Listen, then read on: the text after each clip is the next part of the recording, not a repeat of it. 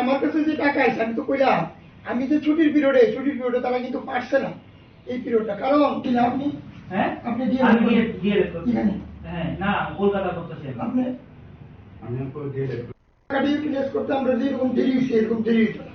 আচ্ছা স্যার আমি একটু কথা বলি মাঝখানে। আমি বিগত বছরের মধ্যে 7-8 বার গেছি, স্টাফরা ছিল আরেকজন বড় তারা ছিল ওই রুমে থাকে, তাই না আমার বলছে আমি অন্য জায়গা থেকে আমি স্কলারশিপ পাইছি এই লিগে আমি পাইতাম না, ঠিক আছে?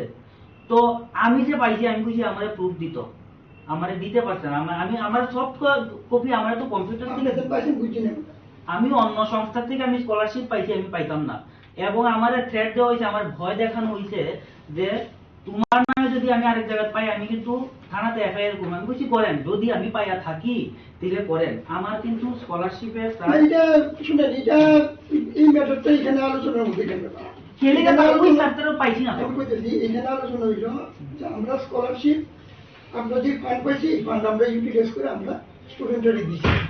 এখন আমরা আমাদের ধরেন ডিমান্ড আছে যে টাকাটা এই টাকাটা ফুললি আমরা পাইছি না। আমরা একটা সমস্যা ছিল এতদিন, আমিও আজকে দীর্ঘ কয়েকদিন পরে ছুটিতে আমি আজকে আইছি। আমি সবসময় যোগাযোগ রাখতেছি আপনারা মানে যেটা পাইছেন না এটা আমার জানা আছে, তো একটা মেজর অংশের পাই যাব। এখন গভর্নমেন্টের কাছে এখন যে চিঠিটা যেটা তৈরি হইতেছে এটা নেক্সট টাকাটা আবার পাওয়ার লেগে আবার চিঠি দিছি কত পর্যন্ত এই টাকা আইলে পরে আমরা খুব শর্ট পিরিয়ডের মধ্যে আমরা টাকা দিতে পারবো। আমার একটু সমস্যাটা কই স্যার, আমরা তো শান্তি পাইছি মনের থেকে, আমরা তো মানুষ আপনিও মানুষ নাকি? রামকৃষ্ণ তোমরা গেলে পরে তারা এবং পান খাইয়া সেটা পান খেয়ে সেটা বুঝতে পারে না হবে কথা কইতাছে। যদি যদি না বুঝে তাহলে তো এই সম্পর্কে তো কমপ্লেন হয়ে যাবে। মেন্টালিটি আমরা তো লই আইছি, আমরা তো মানে টাকা না পাই আমরা তো ক্ষুধার্ত। আমি একটা জিনিস কই, যদি তারা না বুঝায় তাহলে কিন্তু মিনিস্টারের কাছে এই জিনিসগুলি কিন্তু করব। তারা বিহেভিয়ার খারাপ করতেছে আপনার এই দপ্তরের স্টাফরা।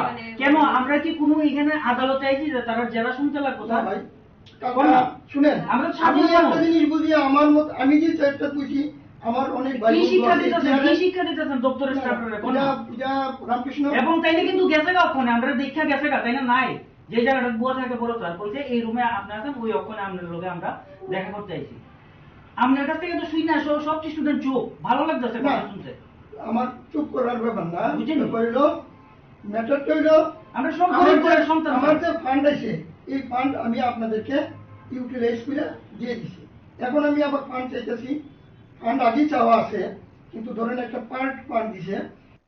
আমরা তো এবার ওয়েলফেয়ারের টাকাটা পাইনি, সেকেন্ড ইয়ারের টাকা, যার কারণে আমরা এখানে প্রোটেস্ট করে আজকে সবাই একত্রিত হয়েছে। কারণ প্রত্যেকবারে এক একজন করে একজন দুজন করে আওয়াজ করে তারা তার্কিকভাবে কোনো কথাই ওয়েলফেয়ার থেকে আমাদের দপ্তর থেকে জানানো হয় না যে কি আমরা অ্যাকচুয়ালি কবে টাকাটা আমাদের দেওয়া হবে, যার কারণে আমরা আজকে সবাই একত্রিত হয়েছি।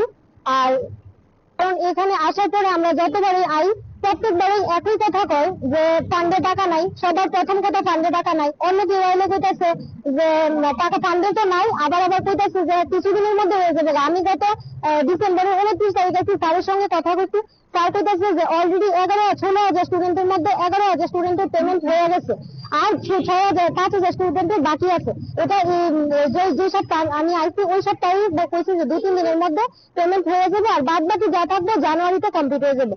আর আমাদের একটা গ্রুপ আছে যেটার মধ্যে 400 লোকের মধ্যে এখন অব্দি একজনও টাকা পাইনি। তাহলে 11,000 যে স্টুডেন্টকে টাকা দেওয়া হয়েছে কেউ তো একজনও পাইনি টাকা।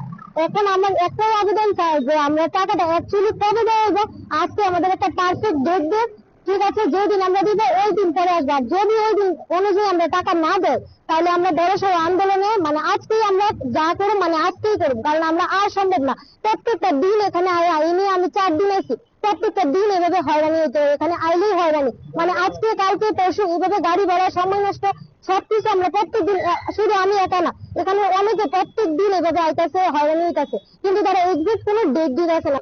বিহেভিয়ার মানে ওই একই কথা যে আমরা তো উপরে ডিপার্টমেন্টের উপরে ডিপেন্ড, গভর্নমেন্টের উপরে ডিপেন্ড করে আছি। আমরা তারা টাকা না দিলে ফান্ডে টাকা না থাকলে আমরা কেমনে দিব? আবার ফোন করলে যে ফোন রিসিভ করে ওয়েলফেয়ারের যে নাম্বার দেওয়া আছে ফোন রিসিভ করলে কয় যে সার্ভার ইস্যু। আমি ওই দিন আইলাম করবো যে 11,000 পেমেন্ট হয়েছে, ওই দিনের সঙ্গে সঙ্গে আরেক যে স্টুডেন্ট ফোন করছে ওয়েলফেয়ারের যে নাম্বার দেওয়া আছে ওই নাম্বারে ফোন করছে, ফোন করার সঙ্গে সঙ্গে তারা কি করছে যে সার্ভার ইস্যু আছে, টাকা এখানে পেমেন্ট হচ্ছে না। তাহলে এখান থেকে কিভাবে করছে আমাদের যে 11,000 স্টুডেন্টের পেমেন্ট হয়েছে?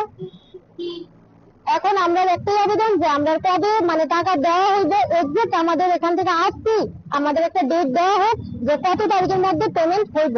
কারণ অলরেডি 4-5 মাস আমরা আর কত অপেক্ষা করবো? আর আমরা একজন দুজন স্টুডেন্ট না, হাজার হাজার স্টুডেন্ট আমরা এখানে আছি, কিন্তু আজকে সবাই সময় অনুসারে সবাই আইতেছে, কারণ সবার বাড়ি তো এক জায়গায় না, অনেক দূর দূরান্ত থেকে আইতেছে। তো আমরা এখানে এরিয়া আছি, তো আমরা এই কয়েকজন এখন আপাতত আছি, বাকি আইতেছে। আজকে আমরা যদি টাকা না পাই, আমরা মানে যে তারা ডেট না দেয়, আজকে আমরা এখানে আন্দোলনে নামবো, কারণ আর কিছু উপায় নাই। আমরা প্রত্যেকটা মিডল ক্লাস ফ্যামিলি থেকে বিলং করি, আমরা তো সম্ভব না যে এইভাবে মানে আমরা যে 24-এর যে স্কলারশিপ পাওয়ার কথাটা, এটা আজকে আমরা প্রায় 500 মাস ধরে আমরা পাইতেছি না। তো এটার লেগা আমরা মানে পড়াশোনার দিক থেকে অনেক প্রবলেম হইতেছে, অনেক সমস্যা হইতেছে। তো আমরা তো মিডল ক্লাস ফ্যামিলিতে বিলং করি, তো আমরা সব যে পড়ার যে কোর্সের ফিটা আমরা এটা দিতে অনেকই কষ্ট হয়।